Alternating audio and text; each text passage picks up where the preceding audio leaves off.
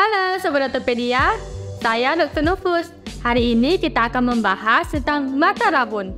Sebelum kita bahas lebih lanjut, pastikan kita sudah like dan juga subscribe video kita terlebih dahulu ya.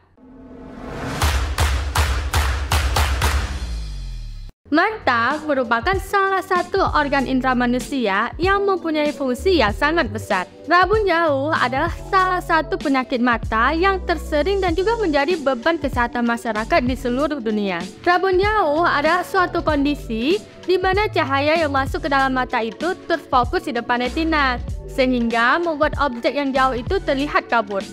Nah, gejala rabun jauh adalah kelainan pada jarak pandang. Penderita akan mengatakan dapat melihat jelas dalam jarak yang dekat ataupun pada jarak tertentu dan melihat kabur jika pandangan jauh.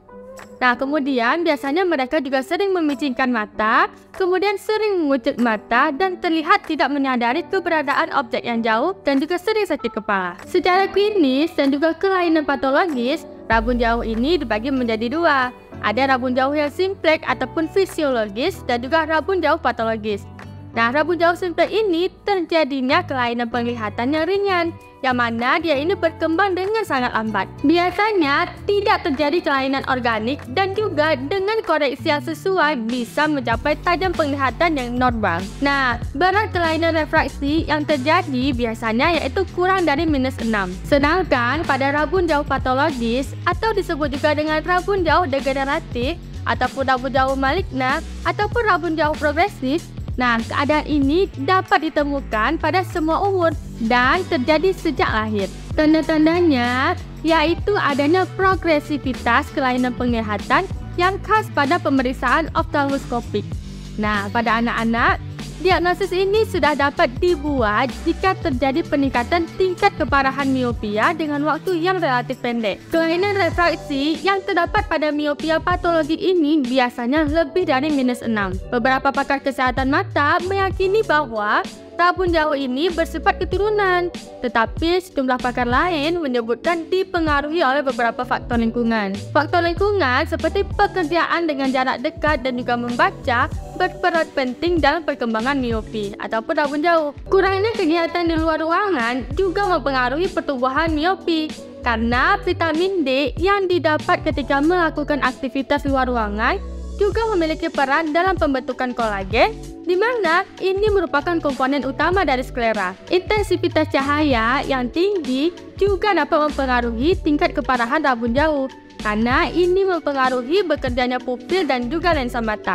Nah, Sobat Ortopedia, untuk mendiagnosis rabun jauh ini, dokter biasanya akan melakukan anamnesis terlebih dahulu. Kemudian dilakukan pemeriksaan ketajaman penglihatan dengan menggunakan Snellen chart dan juga pemeriksaan dengan menggunakan alat ataupun oftalmoskopi. Untuk pengobatan rabun jauh dikelompokkan menjadi dua. Yang pertama adalah terapi optik. Nah, ini berupa penggunaan kacamata dan juga lensa kontak. Kemudian ada eksokeratologi, operasi dan juga sinar seperti lasik dan juga implan lensa buatan. Yang kedua adalah terapi farmakologis, dan ini merupakan penggunaan obat anti muskarinik seperti tetes mata atropin yang ditemukan sebagai pilihan yang lebih efektif dalam mengurangi progresivitas dari miopi ataupun rabun jauh.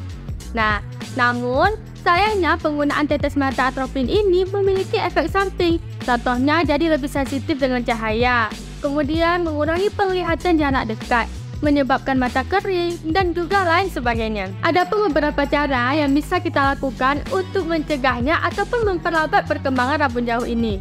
Nah, yang pertama yaitu melakukan pemeriksaan mata secara teratur meskipun tidak merasakan gejala apapun. Selanjutnya, gunakanlah kacamata anti radiasi untuk melindungi mata dari sinar UV. Kemudian, kita bisa bantu dengan mengkonsumsi makanan yang baik untuk mata. Contohnya seperti makanan dengan kandungan vitamin A, omega 3, dan lainnya. Mengurangi aktivitas yang beresiko membuat mata kelelahan, kemudian memperbanyak menghabiskan waktu di luar ruangan, mengontrol kondisi kesehatan seperti diabetes dan juga hipertensi, dan juga menghindari kebiasaan merokok. Oke Sobat Ortopedia, itu dia informasi kita kali ini. Semoga bermanfaat ya. Jangan lupa kalian like, share, dan juga komen. Terima kasih, sampai jumpa kembali.